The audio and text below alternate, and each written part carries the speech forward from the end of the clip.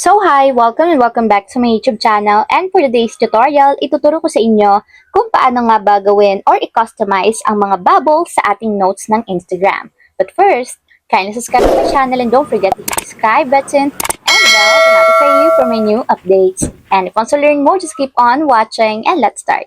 So ayan guys, for today's video, make sure na updated yung Instagram app na gagamitin natin kasi bagong features lang to ni Instagram and ito yung bagong dagdag sa kanilang update. So open na natin guys yung ating Instagram. And dito guys sa homepage, pumunta lang tayo sa messages or sa inbox ng ating Instagram. So ito lang yung itatap natin guys. And dito, magkikreate lang tayo ng notes. So, add lang tayo ng notes guys dito sa may profile natin. And ayan, kung mapapansin nyo, ito yung bagong features ni Instagram sa ating Instagram notes. So, magkakaroon yan guys na katulad nito na parang customization button. So, itatap lang natin to guys. And pagkatap, ganito yung lalabas. So, dito, pwede kayong magpalit ng font style na gusto nyong i-display sa inyong notes ng Instagram. And bukod dyan guys, pwede nyo ding palitan yung color ng display. Katulad nito. So ayan, halos lahat guys ng color is pwede nyong gamitin dito.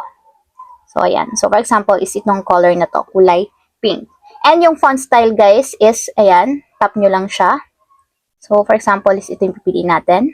So tap nyo lang siya kung gusto nyo nang lagyan ng notes. So lagay ko is hello. So ayan, kapag okay na, tap na natin yung share.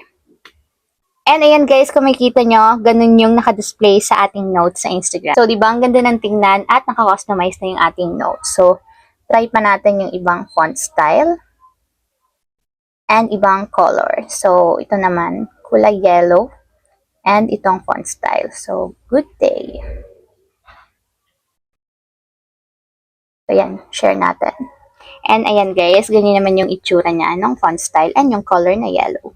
So, ayun lang guys, ganun lang kasimple kung paano nga ba i-customize ang mga bubbles sa ating Instagram notes. If you have a question, can you comment down below and don't forget to hit the subscribe button and the bell to notify you for new updates.